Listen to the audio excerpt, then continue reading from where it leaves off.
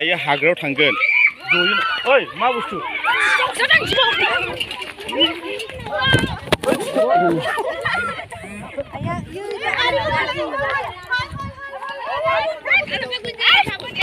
hello लोगोफोर आरोबाव खेबसेबाव नोंथांमोननि थाखाय गोदान भिडिअ लाना फैदों दिनै स्पेशली मोनसे जोंनि जोनोम सान होनना बुंबाबो जायो जोङो आर्थ डे जायखौ जोङो मानियो जाहैबाय जोनोम सान बयहाबो मोनसे जोनोम दिन थायो किन्तु दिनै 22 तारिख एप्रिल बेवहाय दिनै दं जाहैबाय बेयो मोनसे संसारनि जोनोम सानखौ जोङो फालिदों दायो जोङो थांगासिनो दङ जे हाग्रा सेरावहाय जोङो माखासे आर्थ वर्म होनना बुङो फिथा बायदि बेवहाय फिथा बायदि मोनसे लावदुमा खालामो आरो बेजों लोगोसे बे लावदुमायावनो जोङो मोनसे बेगर होयो आरो बिफांनि बेगर बे बिफांनि बेगरखौ जोङो हाग्रा सेराव एबा बबेबा जायगायाव जों गायहैगोन बेनो नै बे सिङावहाय दङ जाहैबाय माखासे जोलैफोर दंफांनि जोलैफोर आरो सीड दङ बेवहाय दिनैनि दिना मोनसे स्पेशलखाय जोङो गासै ज'यैनो जोङो हाग्रायाव थांनानै जों बे बिफांखौहाय जों गायहैगोन एसे बिथोराव थांगासिनो दङ जोङो हाग्रा सिङावहाय बे बुस्थुखौ माने जोङो हाग्रा सिङावनो दोनहैगोन मानो होनबा गोदोनि जुगावहाय बेबायदिनो मानसिफ्रा जोङो जेब्ला जोङो बिफां गायो अब्ला जोङो माखासे बिफांफोरखौ जोङो बेगरखौ जोङो सिङाव दोनो बा हाखौ एसे आथा खालामो दै लगायनानै ओमफ्राय जेराव बेरनानै बियो रज'गोन दा गोदोनि दिनावहाय बेबायदि मोनसे जोङो ट्रेडिशनेलि फैयोमोन आरो दिनै आर्थ डे हानि जोनोम सानावहाय जोङो हाखौ मोजां जोथोन लानो थाखाय एबा हानि थाखाय जोङो दा हाग्राबारियाव दंफैयो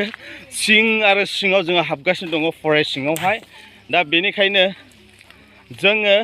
नोंथांमोनखौबो खावलायदों जे नोंथांमोनाबो दिनै 22 तारिख एप्रिलावहाय निस्सय आर्थ डेखौ जेरावबो मानिगोन होननानै फोथायनाय थादों मा दिन होनदों दिनै आर्थ डे जोनोम सान आर्टनि आर्थ डे जों आर्टखौबो एसे अननांगौ जोंनि थाखाय थाग्रा जायगा होदों दंफां लाइफां ओंखायनो जोंबो दंफां गायफिननांगौ अके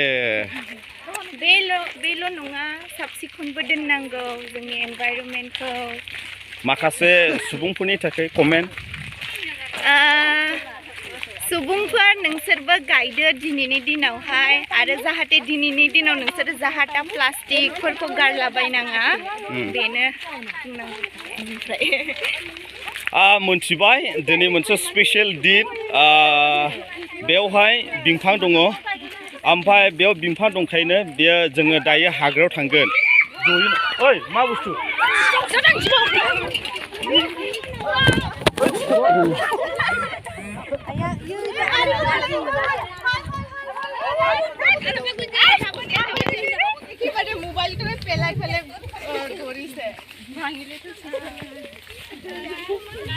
गासैबो जोंनि पार्टि गोजा माने जोङो दायो हाग्रायाव थांसिगोन नै हिन्जाव गोदान बरायलांदों माने हिन्जाव गोदाना दंफां আমাক প্ৰকৃতিয়ে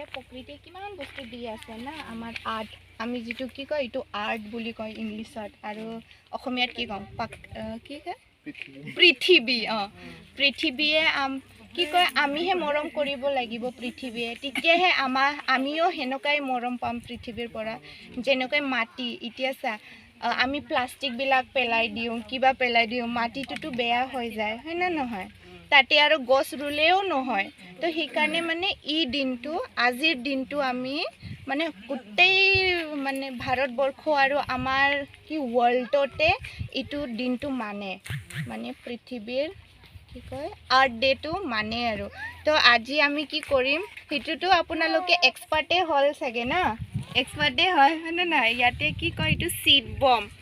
মাটিৰ ভিতৰত আমি কি লগাই দিওঁ বি লগাই ফেলে তাৰপিছত আমি য'তে ত'তে মানে ৰুই দিওঁ বা পেলাই দিলেও হৈ যায় হয় না নহয় পেলাই দিলে এইটো গছ ৰুব তাৰপিছত আমাৰ কি হ'ব প্ৰকৃতিয়ে ইমান ভাল ধুনীয়া বাতাবৰণ হ'ব ইয়াত যেনেকুৱা ছাঁ আহিছে পৃথিৱীটো মানিব লাগিব যেনেকৈ আমি ইমান দিন থাকোঁ ইয়াত ইমান দিন ইয়াতে আছোঁ জন্ম লোৱাৰ মানে আগতে পৰা মা দেউতা থাকিছিল সিহঁতৰ পৰা আমি আছোঁ ইয়াতে জন্ম হ'ল তাৰপিছত আমি ইয়াতে কিবা খেলি আছোঁ শিকি আছোঁ ঘৰ বনালোঁ ধ্বংস কৰিলোঁ একো কোৱা নাই না পৃথিৱীটো এটা ঘৰৰ পৰা 20টা বনাব লাগিছিল কেইটা বনাইছে বৃষ্টি বলে বৰষুণ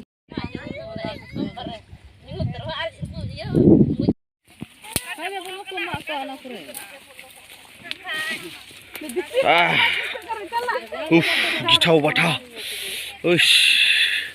सिं आरो सिङाव हाबबोगासिनो दं भितराव दमायासै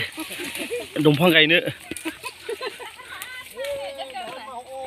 बाहार मा ओइ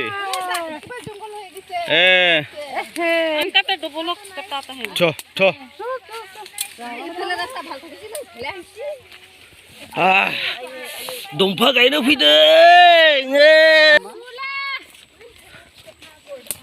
इफाले पेलाबो पारिबो दे बेयावबो र नांगायनदां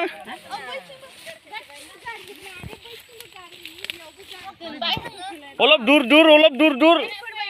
তামোল গাছ নিছা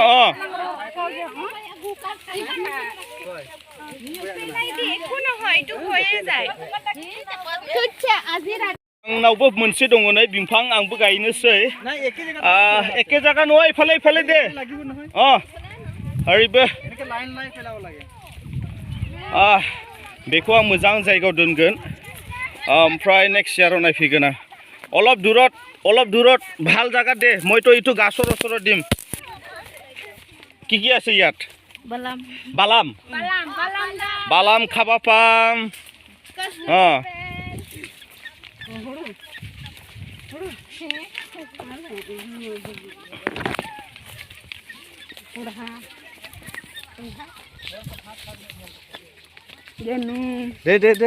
দে আপুনি লবি হা মই দিম এইটো ৰাস্তা ওচৰত গাড়ী পৰা দিম ফেলাও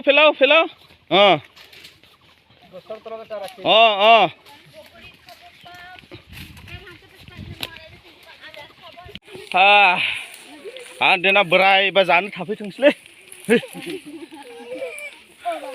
मैदेरजों जाजानो नाङालै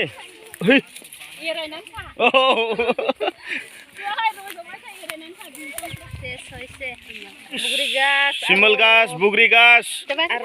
কি আছে খাওয়া বস্তু নাই বুগরি খাবা পাম বুগরি গাছ मोनसे गायबाय आरो नेक्स्ट ओमफ्राय मै गायबावनो बेयावहाय मोनसे दंबावो नै एसे खाथियाव फाइनाली गासैबो बिफांखौ गायजोब्बाय जोङो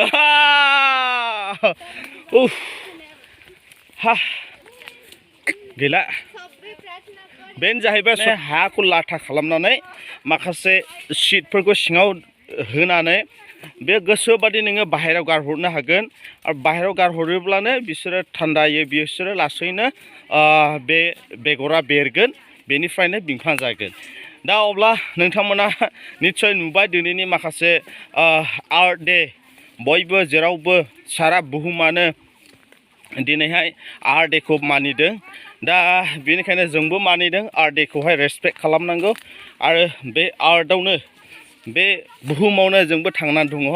बेनिखायनो बिफां लाइफां गायनानै जों रेसपेक्ट खालामनांगौ दा अब्ला जोङो नेक्स्ट भिडिअ नायबाय थादो